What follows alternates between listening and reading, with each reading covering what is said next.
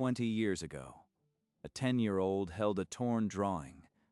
His sister's smirk promised it wasn't the first. Misaki tore every sketch.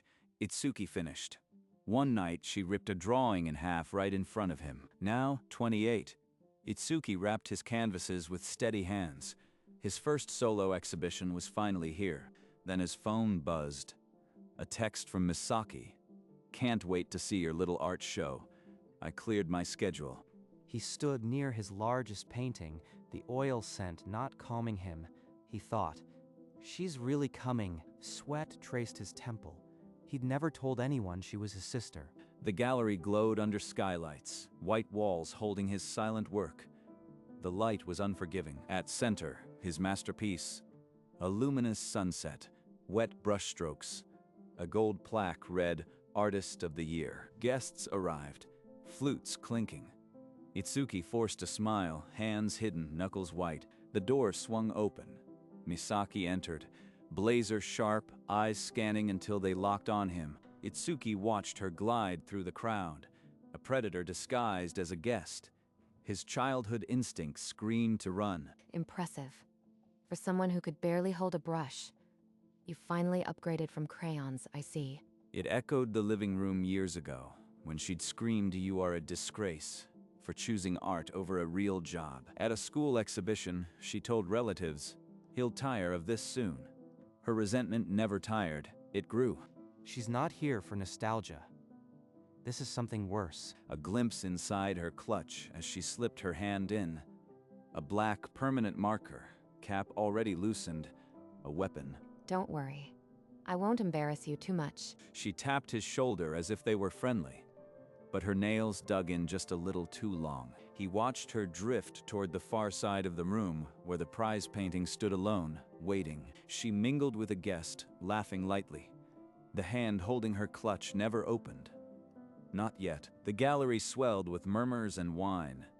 Itsuki moved through them, but Misaki's gaze followed like a cold draft. You think these people see an artist? By tonight's end, they'll only see a fraud. He couldn't let her get close to that painting, but his feet felt cemented to the polished floor. When she turned, the clutch tilted. The marker's cap was off now. Black felt tip exposed, its message clear. She wouldn't deface the painting publicly, would she? No, she'd wait until no one was watching. He slipped behind a pillar, not out of fear, out of strategy. If she was going to strike, he'd see it first. Oh, you are still here? I thought you'd be hiding in the storage closet by now. She knows I am watching, and she doesn't care. She wants me to see. She wants me to see. Evening, light slanted lower. Guests began to drift out, and the room quieted. Misaki's moment was approaching. Then she moved, not toward the exit, but toward the easel. The marker was in her hand, and no one else was looking. The last guests faded out. Only Itsuki, Misaki, and the painting remained under the skylight's dying light. She uncapped the marker with a slow click, then leaned in, her shadow falling across the canvas. She's going to write over my signature, just like she tore my name off every drawing before. Move, now. But my legs, they remember being small, frozen, helpless. He was 10 again, clutching a torn drawing. Misaki's smirk then had promised, "I will always take what's yours." You'll never be good enough. Why do you keep trying? No one will ever want this.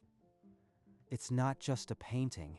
It's every night she told me I was nothing, and I am still frozen.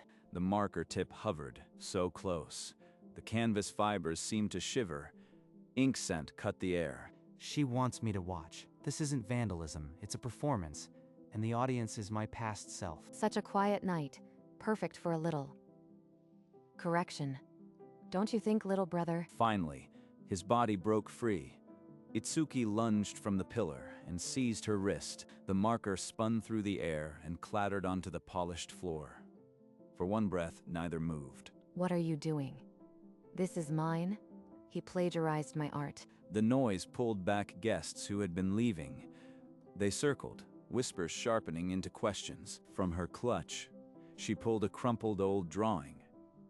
A sunset over the Seine lake, signed with her name in crayon. I sketched this when I was 12. He's a thief who never had an original idea. I didn't. That's not. He's been stealing my drawings since we were children. Ask anyone. He's a fraud. The lie was so perfect, so practiced. Even I almost believed her. And in that moment, the gallery, his sanctuary, turned into a courtroom, his word against hers. That twisted oak on the right. My touch. He couldn't create something like that.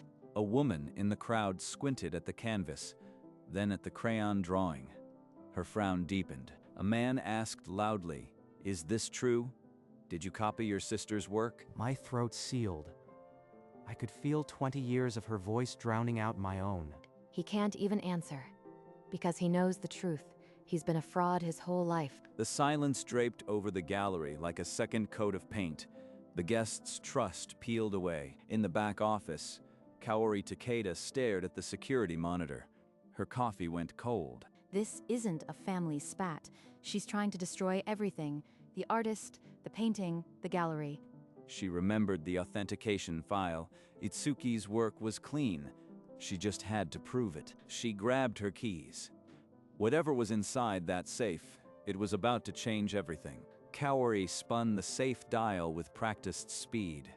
The lock clicked and the heavy door swung open. Inside, sealed with gold ribbons and an embossed seal, was the authentication certificate. She ran, heels echoing down the hallway. The certificate clutched like evidence in a trial. The gallery door burst open. Every face turned as Kaori raised the document high. 3 months ago, this painting was authenticated. Itsuki Sato is shortlisted for the National Young Artists Grand Prize. The words hung in the air, then dropped like a verdict. The crayon drawing in Misaki's hand suddenly looked childish. That's impossible. He must have faked. He couldn't have done this on his own. She couldn't finish. The certificate's golden seal gleamed, undeniable. Itsuki stared at the certificate, and tears he'd held back for 20 years finally blurred his vision. The crowd's murmur shifted from accusation to disbelief. Misaki's grip on her story loosened, but her eyes burned with something worse. Rage. Misaki screamed. No words, just raw fury, and lunged at the canvas with both hands outstretched, nails first. Before thought, Itsuki threw himself between her and the painting. Arms wide, chest exposed, a human shield. Move. You pathetic. I'll destroy it, and you? Her nails slashed the air inches from his face. A collective gasp from the crowd. Security, now. Don't let her near the painting. 2 guards grabbed Misaki's arms, but she thrashed, still clawing toward the easel. She'd tear me apart if it meant destroying this, but I won't move. Not this time. You'll always be nothing. An insect I can crush. But her voice cracked. The guards were dragging her back, and the painting stood untouched, glowing behind him. Itsuki didn't step away until she was half across the room. His knees shook, but he'd held the line. Mr. Saito, the silver-haired collector, stepped out from the murmuring crowd. His quiet presence silenced the room. Enough. I came tonight to purchase this painting, but now I will pay double its listed price, not for the art alone, to ensure it never goes anywhere near her again. Itsuki stared, the words not fully registering. Double? For a painting that had nearly been destroyed minutes ago. You can't. He's a fraud. That painting is worthless. My drawing is the original. But no one listened. Even the security guards tightened their grip on her arms. This man, he doesn't know me, and he's buying it just to protect it from her. That's more than money. Itsuki met Mr. Saito's eyes. There was no pity, only respect. Well, will you let me safeguard your work, young man? The question hung in the air, heavier than any accusation. Itsuki's answer would change everything. Yes, I'll let you safeguard it. Mr. Saito produced a check and filled it in. The ink dried faster than Misaki's protests. Itsuki signed the sale agreement with a shaking hand. The painting now belonged to someone else. Security finally dragged Misaki through the exit, her screams fading down the marble corridor. You'll regret this. I'll make sure everyone knows what a liar you are. Kaori watched her go, then picked up a pen and a blank ban notice form. This is really happening. After tonight, she'll never set foot in a gallery of mine again. The sale was final. The painting was safe for the first time. Itsuki felt his art was beyond her reach. Kaori looked at the band notice form, then at the blank space where Misaki's photo would go. The gallery fell silent, the band notice waiting in Kaori's hand. Kaori taped the band notice to the front door. Misaki's photograph would warn every future gatekeeper. A wave of applause broke across the room. Strangers turned into supporters, clapping as if they'd always believed. 20 years of her voice, and now it's drowned out by theirs. He lifted the authentication certificate again, letting his fingers trace the embossed seal. This was proof. Guests surged forward, offering handshakes and praise. For once, the words artist and his name belonged in the same sentence. It's still here, the painting I almost lost, hanging there like nothing happened. But it's not just a painting anymore. He watched someone gently touch the frame. The painting would leave, but its truth had already stuck. I am the artist of the year. It says so right there. For the first time, the smile on his face wasn't forced, it was earned. Behind him, the band notice sealed the night. The gallery belonged to Itsuki now. The gallery lights dimmed, and the last footsteps faded. Itsuki sat on the cold floor, eyes fixed on the empty easel. The certificate rested beside him, its golden seal catching the last of the skylight. He traced it once more. In the quiet, the memory returned unbidden. A 10-year-old holding a torn tree, Misaki's smirk in the doorway. He reached into his pocket and pulled out the same drawing, now yellowed and taped together. All these years, I kept it torn. Tonight, I finally see it whole. He laid the old drawing on the floor where the painting once stood. The plaque remained Artist of the Year. It's mine. It always was. He rose, catching his own reflection in the darkened gallery glass. The boy who was told he couldn't, had. He gathered the certificate and the taped drawing, holding them both to his chest. He walked out into the night, the band notice at his back. The gallery was quiet, but it was his. 4 months later, the phone rang while he was painting in his studio. He almost didn't answer. The screen lit up. National Young Artists Grand Prize winner, Itsuki Sato. I won? He sank onto the stool, laughter and tears mixing. The boy they mocked had climbed the highest mountain. The next day, he stood before a mirror, adjusting a black bow tie. It fit like destiny. At the desk, he opened a fresh note card. The pen felt heavier than any brush he'd ever held. Thank you to every sibling who told me I couldn't. He whispered it aloud. He stared at the words for a long moment. Then he underlined every sibling in bold ink. He packed his bag, the speech, the tuxedo, and the old taped drawing. It came with him, a silent witness. The ceremony awaited. And this time, he was not walking in alone. He carried 20 years of proof. The stage lights blinded him as he stepped forward, trophy in hand. The applause felt like breath after drowning. He looked out at the sea of faces. Strangers, critics, colleagues, and gripped the podium. Not long ago, someone tried to sign my painting with her name. She failed. Thank you to every sibling who told me I couldn't. You gave me the fire to prove you wrong. The audience rose, chairs scraping, hands clapping. A standing ovation shook the hall. His sister's voice had filled his head for 20 years. Now, this sound replaced it. He lifted the trophy higher, the light catching its gold. Every scar had forged this moment. This is for the boy in that dark bedroom, holding a torn drawing. You were never nothing. The ovation thundered on, minutes stretching into a timeless roar. No one sat down. No one wanted to. He bowed, the trophy, catching the light once more. The boy who was told he couldn't had. In a cramped apartment, Misaki Channel surfed until the gala broadcast stopped her thumb cold. He's on stage. Him. In a tuxedo. This is a prank. His voice spilled from the speakers. Thank you to every sibling. The words unlocked a 20-year-old door. She saw her teenage hand tearing the sketch in half. His face then, just as she'd wanted. On the television, the audience rose, their applause a wall of sound. She clenched her fist until her knuckles whitened. Her phone, Still on the coffee table displayed the gallery's ban notification, a permanent mark. Her mind replayed the gallery night, guards dragging her away, the marker skidding across the floor, faces averted. What did I win? Nothing. She watched him bow, the gold trophy catching the light. She had become no one. The broadcast ended. The ban notification still glowed on her phone, a silent witness to her defeat. Backstage, a reporter caught Itsuki as he set the trophy down. Her notepad was already half full. A reporter asked about his sister. Any direct words for her now that he'd won? Itsuki paused. The question had hung over him for 20 years, heavier than any canvas. I hope she finds her own canvas. I've found mine. The reporter nodded, pen still. The answer needed no follow-up. He walked toward the exit, the trophy tucked under his arm. The studio lights felt lighter now. In his pocket, the old taped drawing shifted. He didn't need to show it. He'd already said enough. That night, he sat in his studio again, the golden trophy on the windowsill. He picked up a brush. The blank canvas waited. He began to paint.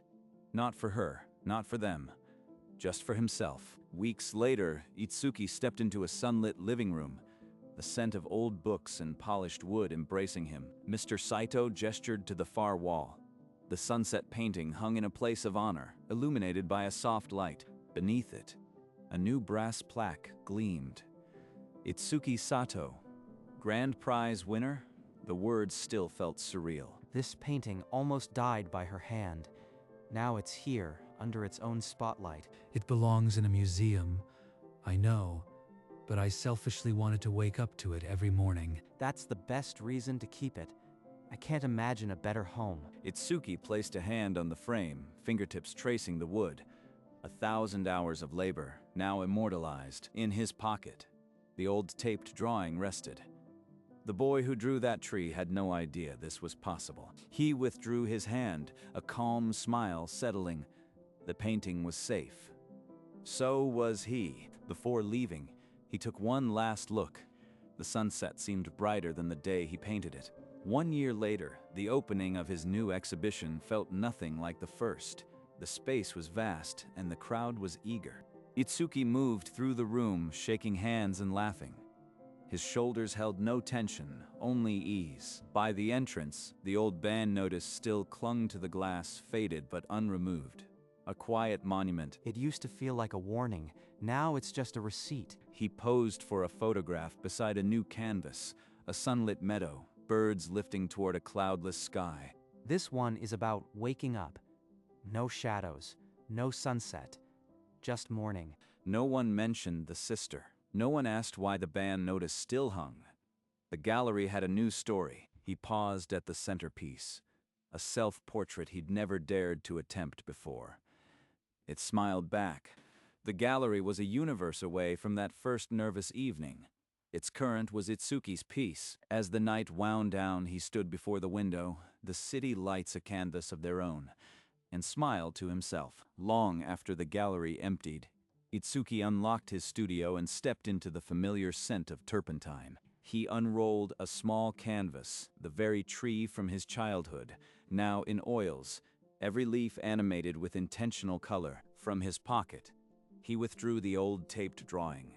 It looked so small now, almost apologetic. The memory surfaced, a 10-year-old clutching torn paper, her smirk bright as a wound that never closed. He could still see her ripping it, the sound of paper yielding to years of her spite. She had called him a fraud. Tonight, he answered with a canvas she could never touch. He hung the new painting on the wall. The tree's branches reached upward, unbroken, silhouetted against the window. He stood still.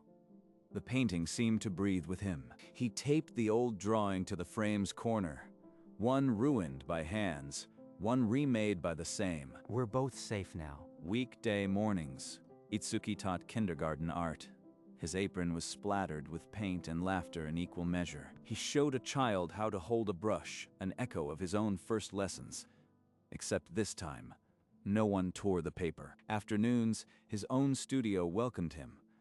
A massive canvas stood on the easel, its surface slowly becoming a new world. A poster on the wall announced his next exhibition. His name no longer felt borrowed, it felt earned. He walked through the city unnoticed by most, but he no longer needed their recognition to believe. At his desk, the old taped drawing lay beside a fresh sketchbook, the proof that the boy had never given up. His studio glowed with artwork stacked against every wall, yet there was always space for the next one. A fresh canvas waited on the easel, white and expectant. The possibilities no longer frightened him. He dipped a brush into cerulean blue and laid the first stroke. The journey continued, not away from something, but toward. The boy who was told he couldn't did, and he never looked back. Itsuki stood before a blank canvas, the morning light washing over the studio like a fresh start. He lifted a brush, its tip glistening with cerulean blue, and held it for a moment, weightless with possibility. Behind him, the room was crowded with canvases, his life's work leaning against every wall, a quiet army of creation. He paused, looking back at the paintings that had carried him through the years. Each one held a piece of his heart. He traced a finger along the edge of a small canvas, the tree painting, now framed and glowing among the others. In his other hand, the old taped drawing rested, a silent companion that had traveled the long road with him. He turned back to the blank canvas, the light now slanting golden across its surface. With a deep breath, he laid the first stroke, a single, bold arc of color that would become whatever he chose. The brush moved with the certainty of a man who had finally outrun his ghosts, and in the quiet of the studio, sun pouring in like a blessing, Itsuki Sato painted on. The canvas was blank, but his future was filled. And in a quiet corner of that same gallery, the original torn drawing finally found its home. Beneath it, a small brass plaque read simply, "Where it all began." The gallery was empty at dawn, but the drawing seemed to hum with a lifetime of quiet defiance. Visitors would stop, squint at the crayon lines, and then at the plaque, understanding something without words.